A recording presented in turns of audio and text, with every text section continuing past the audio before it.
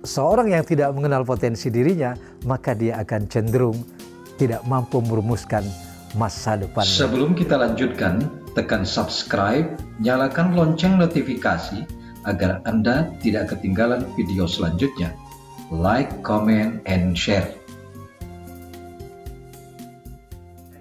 Bismillahirrahmanirrahim. Assalamualaikum warahmatullahi wabarakatuh. Alhamdulillahirrabbilalamin.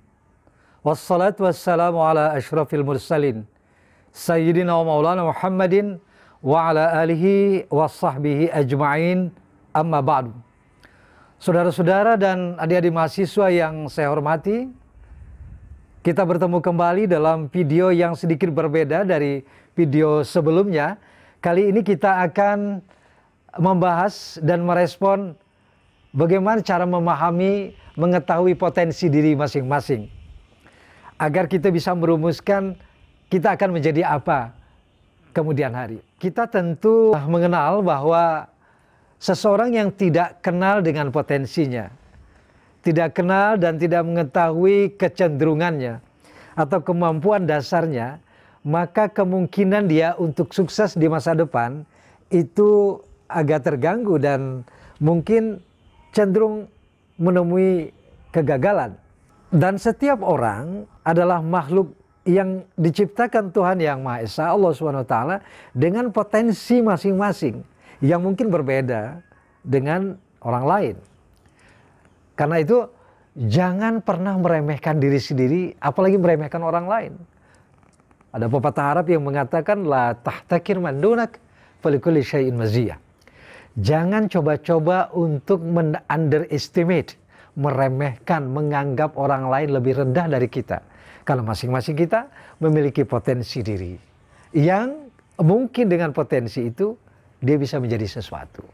Saudara-saudara, bagaimana kita memahami kemampuan kita, bagaimana kita memahami potensi diri kita, dan bagaimana kita memahami modalitas kapasitas kita agar kita bisa merumuskan langkah-langkah menuju cita-cita yang sesuai dengan kemampuan kita. Saya akan menggunakan sebuah teori yang cukup populer. Teori yang dikemukakan oleh Dr. Howard Gardner dalam bukunya Frame of Mind, The Theory of Multiple Intelligences.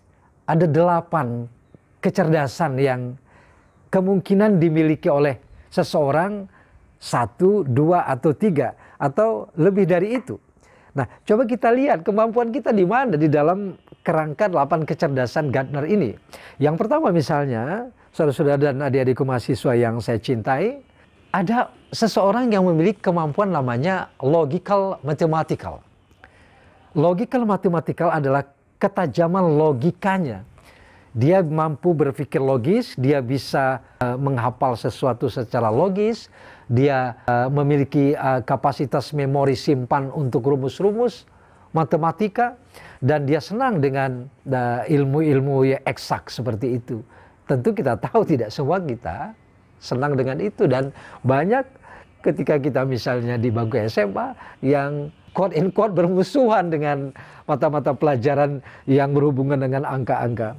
Bila itu yang dimiliki seorang, mungkin dia akan merumuskan dirinya, mungkin saya cocoknya nanti untuk kedepannya menjadi saintis, menjadi teknokrat. Yang kedua, verbal linguistik. Kita tidak sadar kadang-kadang kita memiliki kemampuan berpidato, berorasi di depan orang ramai. Kita bisa meyakinkan orang lain, kita bisa menghosting, mengantarkan suatu acara. Dan itu kemampuan verbal yang merupakan bakat ya, talent. Bahkan dia mungkin bisa mereportase sebuah peristiwa secara live. Ini kemampuan verbal linguistik.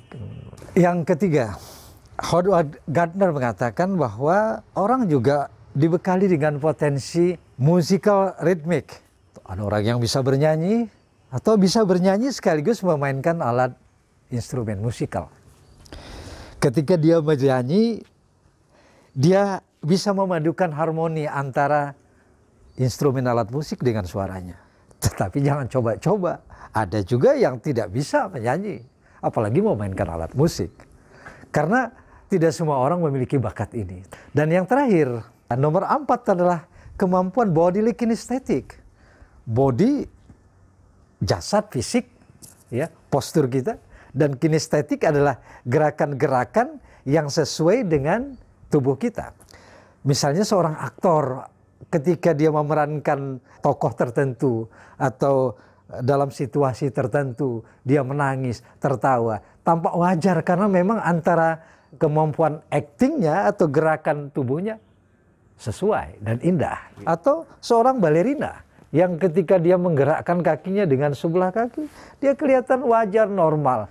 Adik-adik sekalian, cukup sampai di sini dulu pertemuan kita pada kali ini untuk memahami potensi dan kecenderungan kita serta kemampuan dasar kita.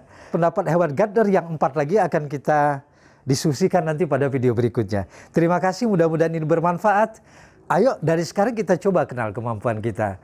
Ya, selamat mengenal diri, dan seorang yang tidak mengenal potensi dirinya, maka dia akan cenderung tidak mampu merumuskan masa depannya. Terima kasih.